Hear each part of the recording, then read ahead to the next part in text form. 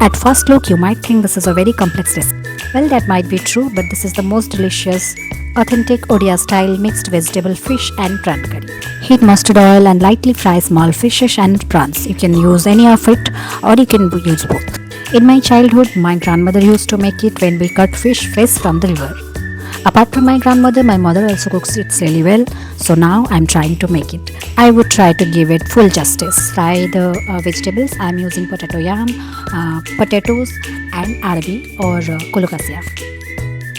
Add salt to desired level and fry it well.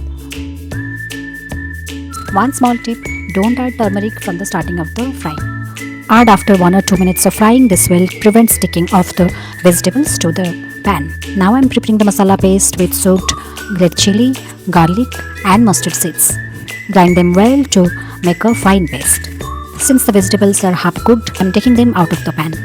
Well, now it's time to get all together. Add mustard oil, splatter some Panch phoron, then add chopped onion. Fry till golden brown, then add a large tomato. Then goes the mustard paste. I have added a little bit of water. You will see that I am decanting it slowly to avoid mixing of the raw mustard skin. Add turmeric, salt and cover it and cook it well.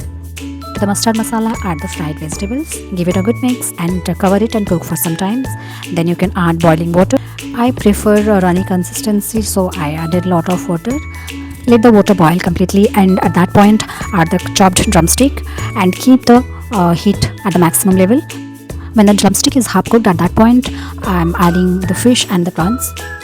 Cook it for another 3 to 5 minutes. Add a lot of chopped coriander and we are done. Serve it hot with rice. I'm sure you will enjoy it. Make it once and let me know how you like it. When Baba said it tastes good, I knew I did justice to the dish. Getting an authentic Odia curry right is no joke in its whole process, physically and emotionally. And today I'll take the win. Cheers to me. What is your favorite traditional dish? Let me know in the comment and subscribe for more.